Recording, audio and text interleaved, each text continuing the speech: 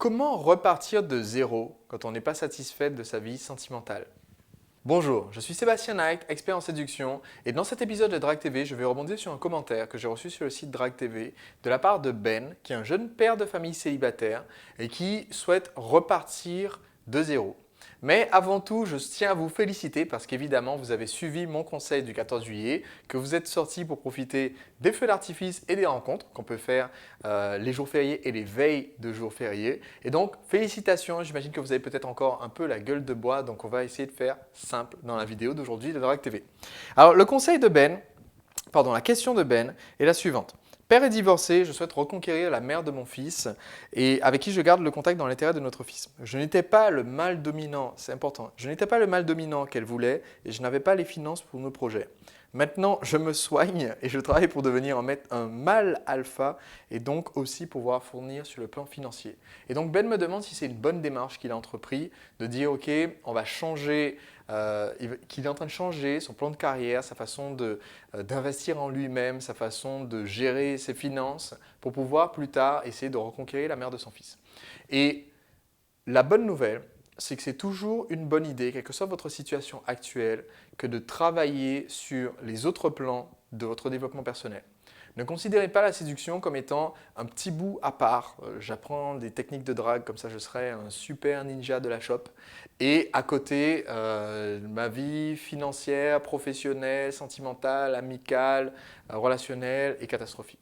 Ça ne marche pas comme ça en fait, tout simplement. Si vous avez un point qui vous handicape dans votre vie de tous les jours, ce handicap va se retranscrire dans votre façon de séduire, dans le triste désespoir qu'on va percevoir au fond de vos yeux quand vous allez aborder une femme, dans votre déception rapide, quel que soit ce qu'elle vous répond. Et donc, ça va vous pourrir la vie au quotidien en tant que séducteur si vous avez quelque chose qui, dans votre tête, continue à vous pourrir la vie de façon générale. Donc, c'est une excellente démarche que de dire, ok, on va changer des choses ou on va tout changer quand on n'est pas satisfait des autres pans de sa vie quand on est séducteur. Par contre, un point qui est essentiel, si vous décidez de repartir de zéro, si vous décidez de faire table rase de vos erreurs du passé et de vraiment partir sur votre vie idéale, un bon exercice que je vous recommande de faire, c'est de commencer par définir qui vous voulez être et ce que vous voulez faire. De vous poser avec une feuille de papier, ça prendra peut-être un petit peu de temps avant de commencer à écrire quoi que ce soit parce que vous allez devoir y réfléchir de façon intense, mais de vous poser au moins 1 heure, sans interruption, sans téléphone, sans internet, sans personne pour venir vous déranger et de vous mettre dans un endroit calme et de réfléchir. Qu'est-ce que vous voulez atteindre plus tard? Parce que c'est une question qui est souvent posée par les apprentis séducteurs. Ok, apprendre à séduire, c'est bien sympa, mais est-ce que ça ne va pas me transformer, me changer du tout au tout et faire de moi quelqu'un que j'aimerais pas devenir? Et je me suis posé moi cette question au tout début quand j'ai rencontré le monde de la séduction et que je me suis rendu compte qu'en tant qu'ancien timide, j'avais peut-être un peu peur de rentrer dans ce monde complètement différent. Et ce que j'ai fait, c'est exactement ça. J'ai fait cet exercice de définir qui je voulais devenir.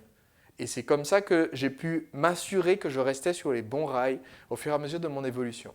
Donc c'est ce que je vous recommande de faire. Si vous n'avez jamais fait cet exercice, prenez un instant pour le faire aujourd'hui, pour le faire maintenant si c'est possible, et commencez à travailler sur qui vous voulez être, ce que vous voulez qui émane de votre personnalité, ce que vous voulez qu'on dise le jour de votre éloge funèbre, ce que vous voulez qu'on dise de vous, ce qui doit être resté comme marque chez les autres à votre sujet.